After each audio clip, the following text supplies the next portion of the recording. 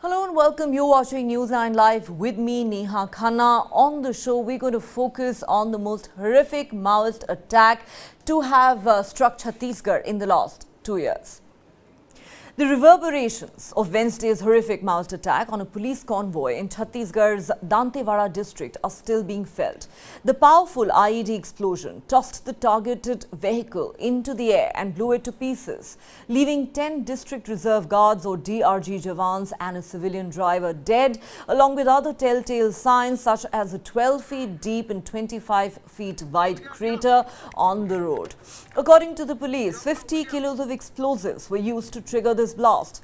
The horror did not end there. The Maoists who ambushed them even opened fire at the Jawans soon after the blast, leading to a gunfight at a time when the Jawans were scrambling to help their critically injured colleagues. None of them survived. According to reports, the policemen who were targeted were out since Tuesday for an anti-Maoist operation. They were on their way back on Wednesday when the blast occurred around 1:30 p.m. The targeted vehicle was the third in the convoy of 7. All the cops and the driver present in the vehicle died on the spot. The cops who were behind this vehicle saw the devastating attack unfold from a distance of 150 meters. According to security forces, vehicles and security convoys in sensitive areas such as the Maoist-infested Dantewada maintain a gap between them to avoid mass casualties in such attacks. Security officials say the route taken by the DRG had been sanitized the previous night when the troops moved for an anti-Naxal encounter, but the Maoists may have learnt of their return route and planted the IED there. Reports say central intelligence agencies had warned the CRPF and the local police about the Naxal attack plans about 15 days in advance.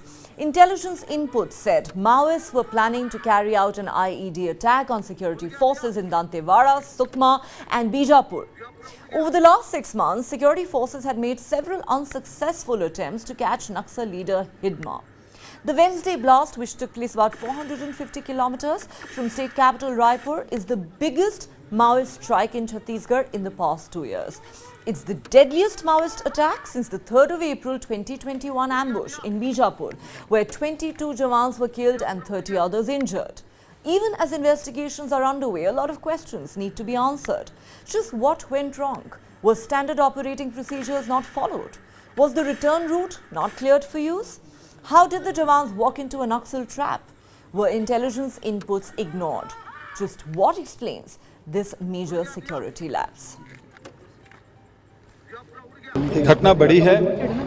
2 साल बाद ID blast हुआ, 10 जवान और एक civilian हमारे DRG जवान शहीद हुए हैं। इसका पूरे परिवारजनों के प्रति मैंने शोक संवेदना व्यक्त की और जवान के अर्थी पे कंधा भी मैंने दिया है और हमको बहुत दुख है। उसकी शहादत बेकार नहीं जाएगी। मुझे इस बात का गर्व है कि हमारे जवान लड़ते हुए शहीद हुए, क्योंकि जहां एसपी को जो सूचना मिली उस आधार पर 2 टुकड़ी भेजा गया और उस मुठभेड़ में एक नक्सली घायल हुआ है और एक और जो नक्सली है उसको 2 नक्सली पकड़े हैं। एक का इलाज चल रहा है और एक दूसरा जो नक्सली है वो हमारे कस्टडी में है। और लौटते वक्त आईडी ब्लास्ट हुआ जिसमें ये घटना घटी और हमारे 10 जवान और एक सिविलियन की शहादत हुई है। दुखद घटना हुई है, पीड़ाजनक है। 10 जवान और एक वाहन चालक 11 लोग शहीद हुए। निश्चित रूप से छत्तीसगढ़ के लिए और देश के लिए बड़ी घटना है। मुझे लगता है कि अब समय आ गया है इंटर स्टेट ज्वाइंट ऑपरेशन और सर्चिंग को बढ़ाए जाने की आवश्यकता है, ताकि ये कहना कठिन है कि किस सड़क में कहाँ पे बारूदी सुरंग बिछा है, ये अनुमान नहीं लगाया जा सकता, मगर सर्च ऑपरेशन बढ़ाने से, सावधानी करने से कम इस प्रकार की घटनाएं को टाला जा सकता है। An absolutely horrific Maoist attack, leaving 10 Jawans dead and 1 civilian driver was killed as well. The most obvious question, what went wrong? Let's try and understand that and find the answers to multiple questions that have arisen following this dastardly attack. Let's go across to our panel of experts to decode what may have happened in Chhattisgarh on Wednesday. I'm joined by Ram Nivas, former DGP of Chhattisgarh, Vikram Singh, former DGP of Uttar Pradesh. We're also hoping to be joined in a moment by Dilip Trivedi, former Director General of the CRPF. Ram Nivas ji, let me start with you, sir. As former DGP of Chhattisgarh, you understand the Naxal-infested regions of this state better than most others.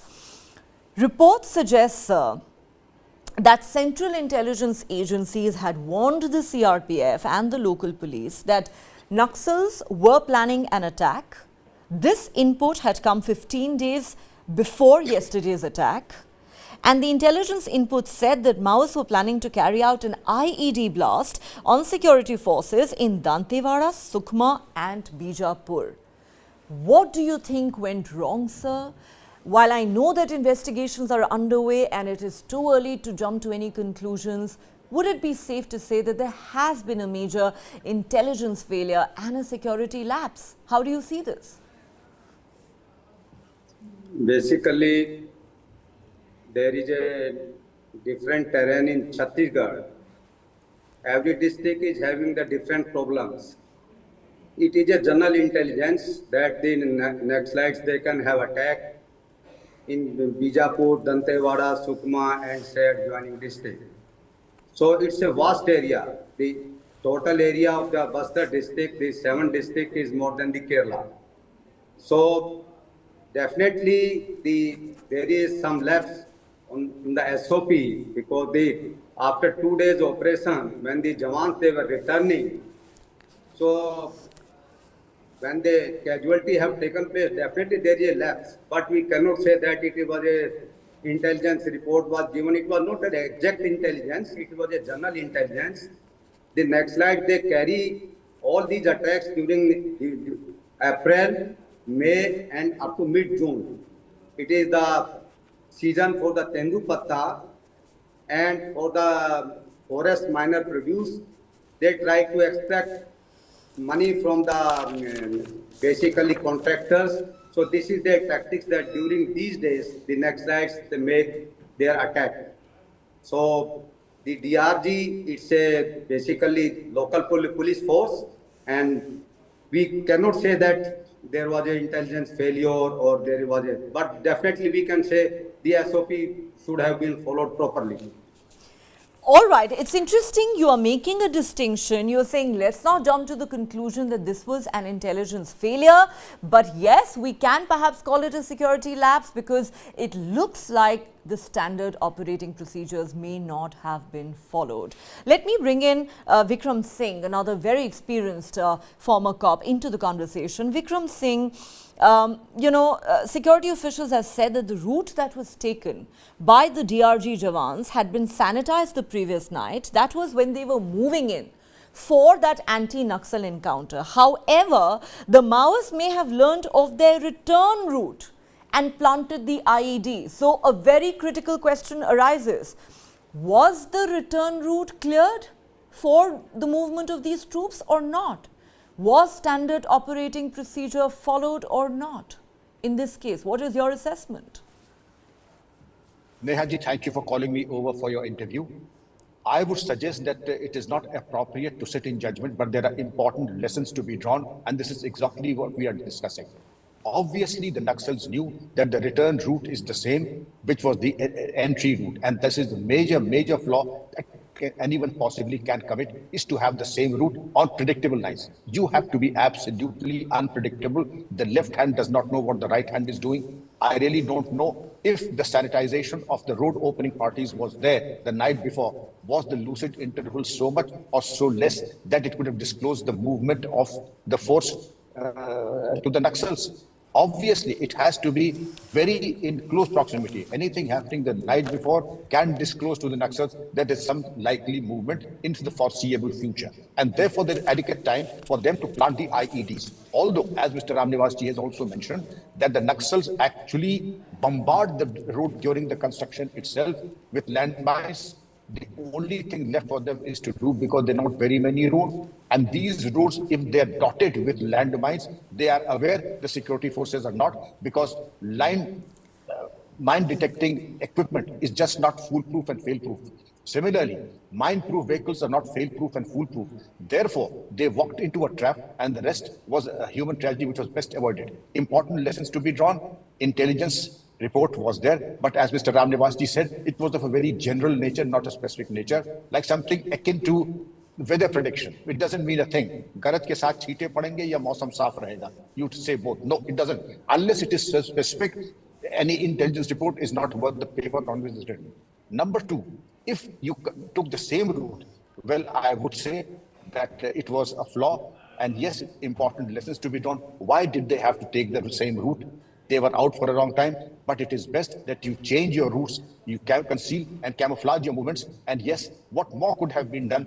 It is also customary that you use either go on foot in very vulnerable areas, you go on cycles in the most sensitive areas. In your opening remarks, Neha, you mentioned that a distance has to be maintained so that the other vehicles are not targeted if there is a blast. So these are the things that we need to take into account. And of course, this is something that has happened after 2 years, Nehaji, and indeed a very heavy price for Chhattisgarh and the nation.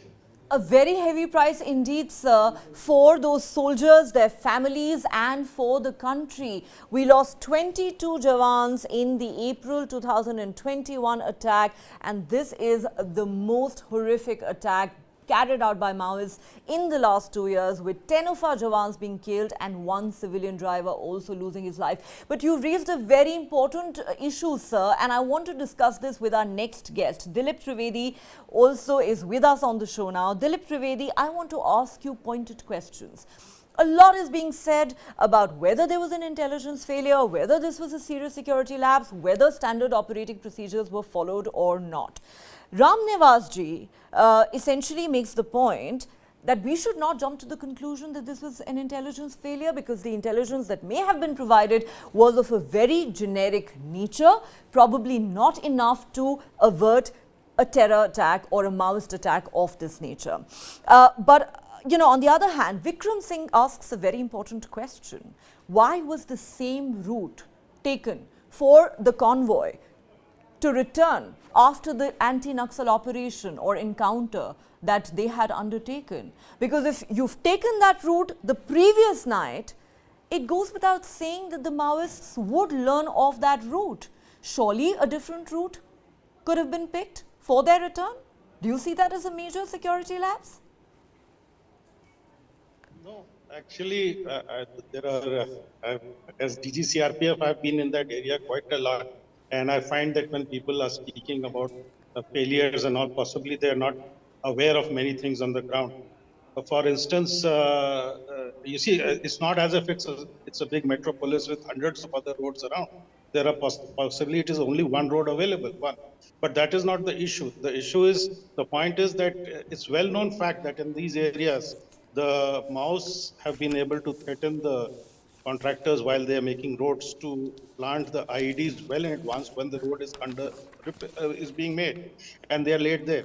And thereafter, to detonate those IEDs, they need an electrical connection. You know, from those. It cannot be done by remote because it is so deep down in the ground.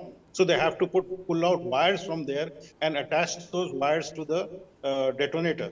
Now, the point is that there's a well laid down procedure for this, that a road opening party is sent, which actually looks for these wires through metal detectors and even physically. I mean, you can see the wires if they're there. As I'm told, some wires have been recovered here also.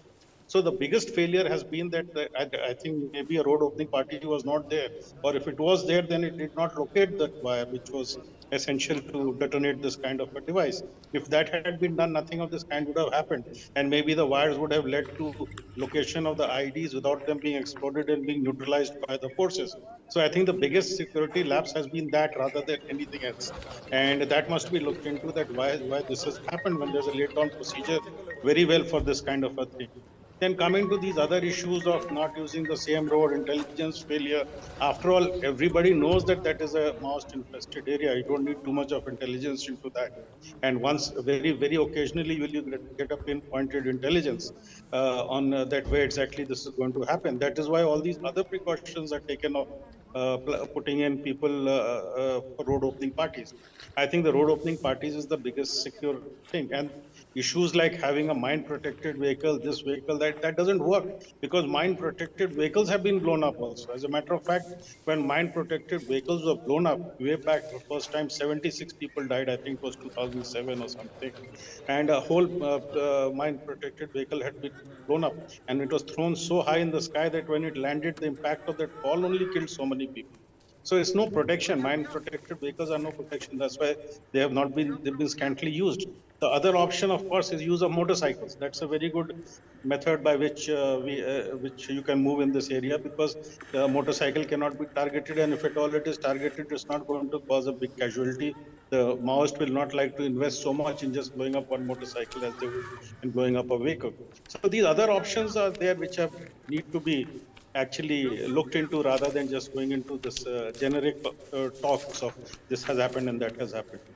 Okay, let's not be generic about it, and let's not make sweeping statements or allegations at this point, is what you are saying, Mr. Trivedi. Let's get a response from Vikram Singh. Vikram Singh, I want you to respond to a few important points that have been made by Mr. Dilip Trivedi. Number one, he says, no point talking about why the same route was used for the return of the convoy. It is possible that there wasn't any other feasible route available. He says the biggest issue is, was a road opening party sent in advance to detect those IEDs, or at the very least the wires that are laid in those routes, which could have led them to the detection of the IEDs? Was this done at all? Maybe this was at the heart of this security lapse. Number two, he also says that many times Maoists threaten builders and plant these IEDs in the roads while they are still being constructed.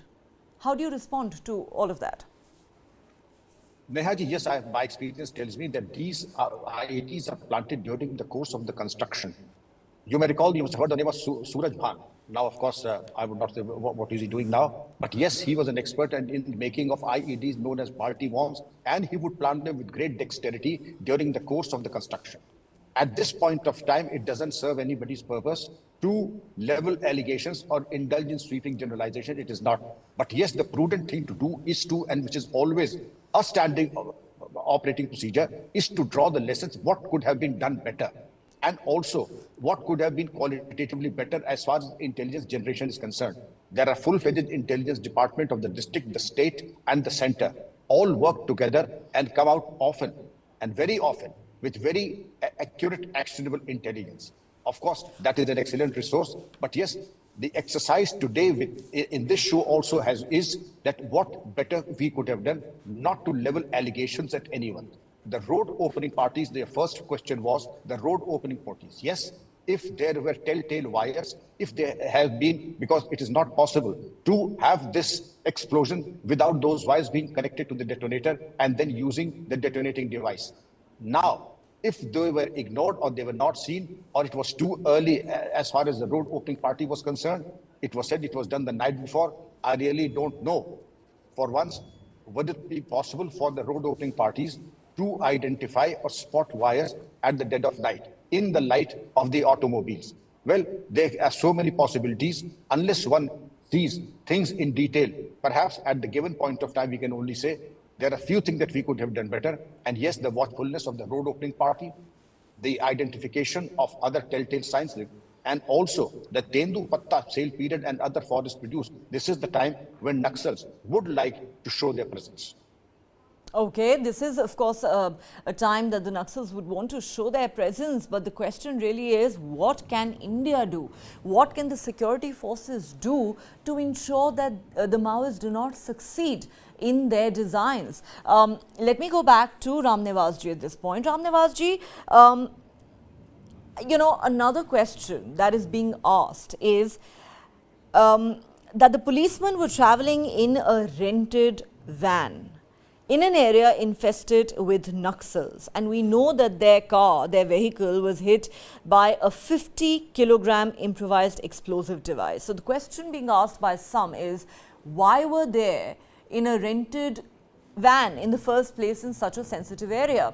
Do you see that as being problematic? Of course, we've heard Mr. Trivedi say that often mine-protected vehicles are also blown up.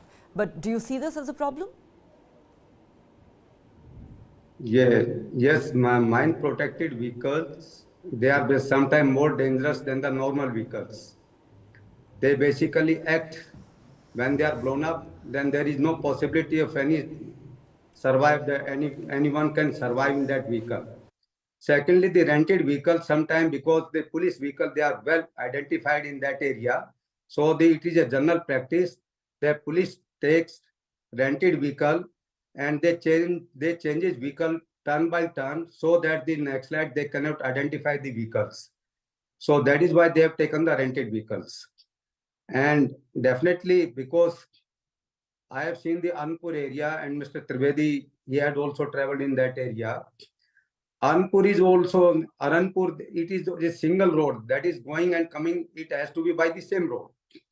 And after road construction, because the Naxalite, they know where they have planted the ID, and definitely instead of going to the jeeps and the big vehicle, the motorcycles could have been the better option. But whatever the on the field and at the spot they have decided, it is up to them, because the local party they decided at that very point how to go and how to return. Okay. Okay, let me get a word in now from Dilip Trivedi. Dilip Trivedi, you said mine-protected vehicles are routinely blown up. Ram Nivasji agrees that they can sometimes be more dangerous than regular vehicles. But do you agree with those who are asking why was a rented van taken? Ram Nivasji says that it's often done to avoid detection. Do you agree with that? And do you think it wasn't such a bad idea to go in a rented van? Also, you made the point about perhaps a lapse on part of the road opening party.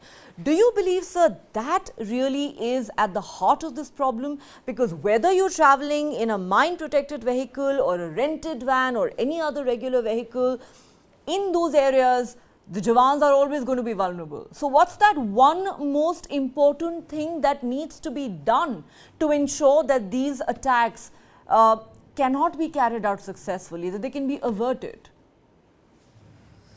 Well, ma'am, to answer your questions, two of them. The first one regarding which Mr. Ramnivas has also said the same thing about use of mine-protected vehicles not being a foolproof method of avoiding casualties. As a matter of fact, he says it's much more dangerous, which I agree with him. The issue is you see, you have to do an out-of-box thinking. The Naxalites are doing out-of-box thinking all the time. So the police also has to do out-of-box thinking. So once in a while, if you are taking a private vehicle and moving in it, it might be a good strategy to avoid detection from the Naxalites that you are actually coming into their areas. So all these are issues which have to be decided on the ground on the day given. Which kind of a out-of-box method? As I mentioned to you earlier about use of motorcycles, I have myself as DG traveled on motorcycles in these areas. So it's as a matter of fact, if you remember 2014, the Home Minister in Jharkhand, then Home Minister Mr. Rajnath Singh himself traveled in a motorcycle along with us in the interior. So the point is that you have to do an out-of-box thinking. You cannot just keep saying that this has worked once, so we'll keep doing it. You have to keep changing tactics. That is very important. And definitely that the issue of the road opening party is a very important issue, because as the things are unraveling, it appears that there was the ID had been planted well in advance. It had been planted deep down. It needed wires to leading to a detonator to trigger it off. And why was all this not taken care of by the road opening party is a very important issue. So these are the two, to answer your two questions, I think these are the two main issues that really need to be looked into. And I mean, any out-of-box thinking in that area has to be tried out. Okay, you make an important point. The Maoists are constantly thinking out of the box. The security forces need to do the same, and you are quite convinced that perhaps the failure lies at the end of the road opening party. Maybe they did not do their job professionally or adequately, because usually one should be able to detect, if not the IEDs, at least the wires that are laid to connect to the detonator. Was that done or not? Okay, before I go back to my experts to discuss this issue further, let's play out for our viewers the visuals that we have of the site where the attack took place. This actually happened just minutes after that explosion. Listen in.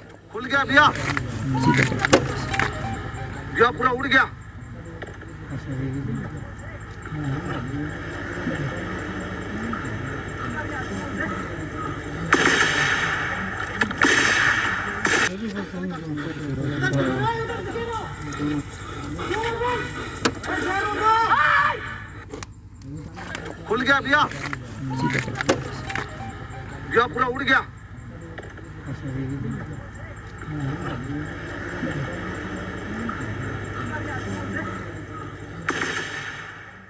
Okay, let's just put these visuals, very disturbing visuals, into perspective for you.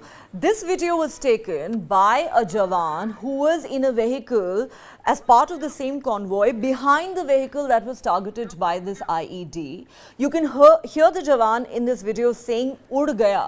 He is referring to that explosion that took place right in front of his eyes. And he's describing what happens there. You can also hear gunshots. Apart from those charred vehicles, you can hear gunshots. So basically, the horror did not end with the car being blown up. You know, the Maoists also opened fire at the injured Jawans while they were scrambling to help each other in a state of being critically injured. Of course, the result was that they all died on the spot. Nobody survived.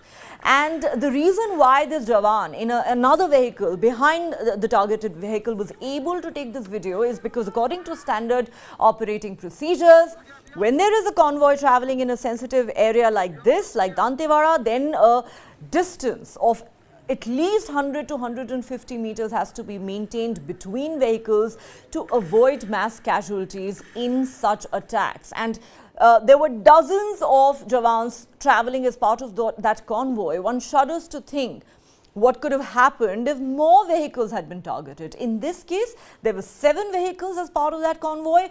The third vehicle in the convoy was targeted, resulting in the immediate killing of 7 Jawans and 1 civilian driver. Let me go back to the experts on the panel now that we've played out those visuals for you and explained the context, what happened and how it unfolded. Dilip Trivedi, I want to come back to you before I go back to Ram Nivas. I wonder if you have any thoughts about that video which has now come to light, where we hear a Jawan in another vehicle saying "Ud gaya." We can see the charred vehicle and we can hear gunshots being fired. All of them, of course, we know were dead on the spot. Also, sir, I want to raise with you a larger question of intelligence. You know, intelligence is something that has been debated in this country in the aftermath of every terror attack or Maoist attack for years and years now. In this case, we are told that while central agencies may have provided certain intelligence inputs 15 days in advance, hinting that there could have been a possible attack in Dantewada, Sukhma or Bijapur, you know, experts say that this wasn't actionable intelligence. But the question then is, how do we up our game to ensure that we are actually able to do better intelligence gathering? Do you not believe that is an issue that our security forces will need to do some or the intelligence agencies will need to do some introspection on? Why can't we have intelligence of a more specific and more actionable nature available? Okay, to answer your first question about the constable saying "Ud gaya," this is a standard drill of the Maoists. Whenever they attack, first there's an ID explosive. After that, they come firing down on the remaining people, because their intention is not only to kill the security forces, but also to take away their weapons. So this has been in all the Maoist attacks. You will find this as a laid down procedure from the side of the Maoists, that first create a ID blast. In the confusion, whatever people are left, attack them. After everybody is massacred, take away their weapons and move away, because they believe that it is the enemy's weapon which is their weapon. They don't have supplies of weapons from outside. They don't have other countries or anybody else supporting them in the weapon supply. So this is a standard procedure of the Maoists. So nothing unusual about this happening, that they will attack like this. The second thing about actionable intelligence, you see, actionable in this area, there is very little use of the radio sets. There is very little use of these mobile sets, because mobile towers are not there.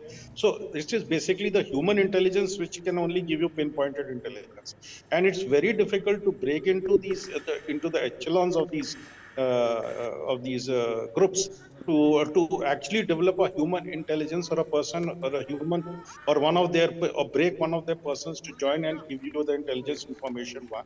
Second, even if you are able to do it, he himself will have a lot of restraints as to how to pass on that information to you well in time. Because if the planning is done to make that to have an attack 12 hours in advance, then maybe he might not have the time limit in 12 hours. So let's not only blame the intelligence agencies. They have a lot of problems working in these areas. Unlike places where say Srinagar or the northeast or other places where you're able to intercept mobiles, you're able to intercept telephones, you're able to have so many other sources of intelligence coming to you apart from this thing. Now there is not much of political activity also into these areas. There's not much of fiscal activity or economic activity in these areas where people are coming out from the interiors to talk to you, and you're able to piece together two and two and come to this thing. So it's an isolated area having very little communication with the outside world, and in that case it's the human int which is the most important thing which can work in that area. Unfortunately, to develop a human int is a very difficult task, and many times when you are able to develop it also, they get liquidated. So the problems are immense. It's not that the intelligence people are just sitting on their haunches and doing nothing. It's an immense problem. But of course, generic intelligence can always be given in these areas that there's likely attack, and it's normally done as a safety measure that it's going to happen, because it can happen anytime. It doesn't require too much of thinking to say that. But as I said, those difficulties to collect those kind of intelligence, pinpointed intelligence, is immense in these areas. As we are penetrating deeper and deeper, as the forces are penetrating into these areas deeper, they're getting better information. That is why once the Maoist movement, which was claiming to move from Tirupati to Pashupati and have a red corridor through the center of India, that is now limited to a few districts only, So it is the stranglehold of the police which is coming down on them, and once in a while they will resort to this kind of an activity to show their presence, because through this they are able to then sort of terrorize the local contractors and other people and make some money for themselves and get some explosives for themselves and other things.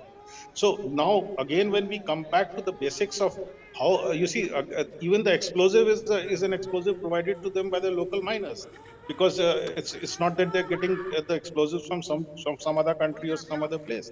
So what is more important is to crack down on this explosive supply to these people, rather than if they're not able, if you're able to dry up the supply of explosives to them, then I think you achieved a big victory in the war. You've made some very important points, sir, that I want to dwell on with Ram Nivas ji. You were saying it's important to crack down on the source of the explosives, most of which come from local miners. It's not as if there are any external forces that are supplying these explosives to the Maoists. You also talked about how intelligence gathering in these areas is a very tough challenge. Ram Nivas ji, you served as DGP in Chhattisgarh. Would you agree that intelligence gathering in the Naxal-infested regions of Chhattisgarh is far more complex than, let's say, what you do in other parts of the country, including Jammu and Kashmir?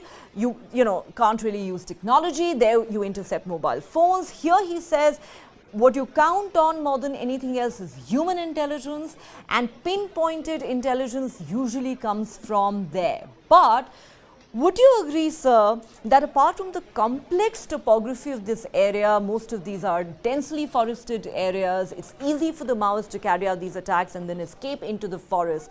Would you agree, sir, that one big part of the problem is that these Maoists do enjoy a lot of local support?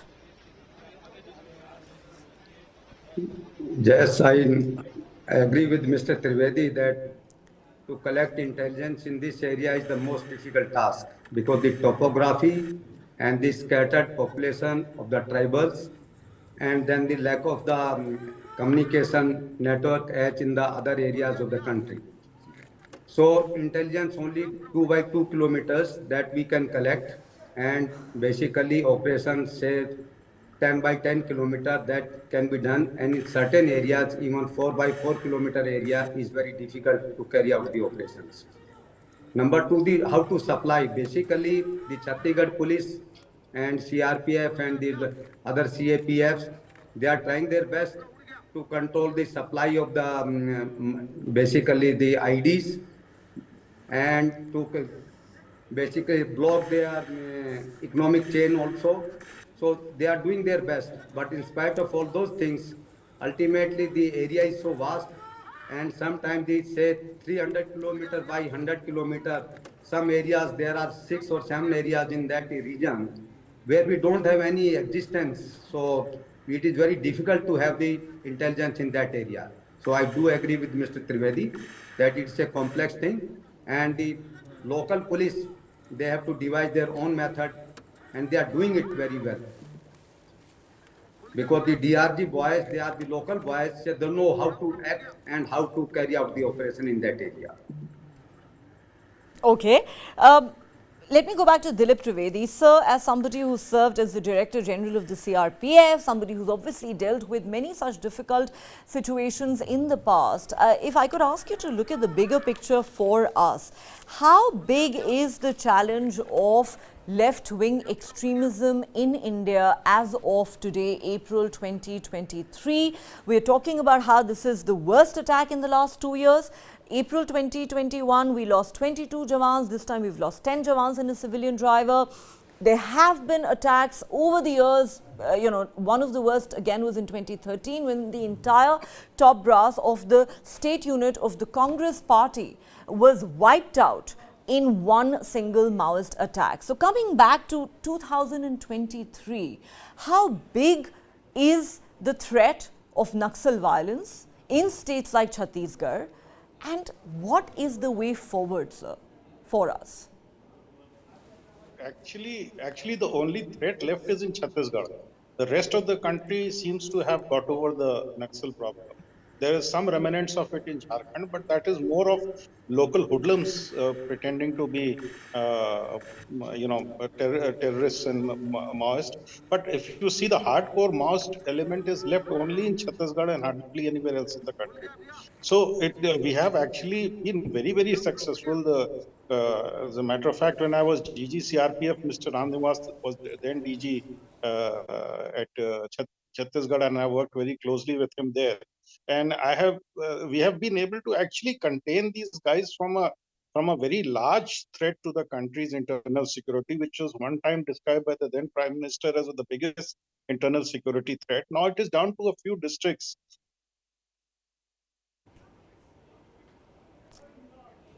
Okay, we've lost the link there to Mr. Trivedi. Ramnivas ji, would you want to share your thoughts with us on that, sir? Dilip Trivedi says that the threat of left-wing extremism is now limited to the state of Chhattisgarh. We have made significant progress in cracking down on this problem, security challenge over the years. But fact of the matter is that Chhattisgarh continues to be the hotbed of Naxal extremism, and we continue to witness such attacks at regular intervals. In your view, how big is the challenge posed by Naxal terrorism, if I may use that term, and what is the way ahead for India? Because till we remove it totally, because elimination, any disease or this problem has to be eliminated to the 0%. Till that time, it is there. Half of the Gadchiroli district and 4 districts, say 4 or 5 districts of Chhattisgarh, now they are left with the Naxalites. And Chhattisgarh police, with the help of the CAPF and with the local population, help of the local population, they are progressing very well. And I hope within 2-3 years or say maximum 5 years, they will be able to contain it to the minimum, or say they will be able to eliminate it totally. I understand the larger point you're making about how the alienation of the people on the ground perhaps needs to be addressed, but that is a larger, a far more complex issue. Perhaps at the moment, what we need to focus on is the challenge that the security forces continue to face in Chhattisgarh. On that note, I'd like to thank our guests for joining me on the show. Ram Nivasji, Vikram Singh, Dilip Trivedi, thank you for sharing your perspective and expertise with us on this very important issue a day after India lost 10 Jawans in yet another Maoist attack in the state of Chhattisgarh. Before we leave, we're going to play out for you once again the horrific visuals of that attack that took place in Dantewada and Chhattisgarh yesterday, the explosion that left 10 Jawans and a civilian driver dead. खुल गया भैया भैया पूरा उड़ गया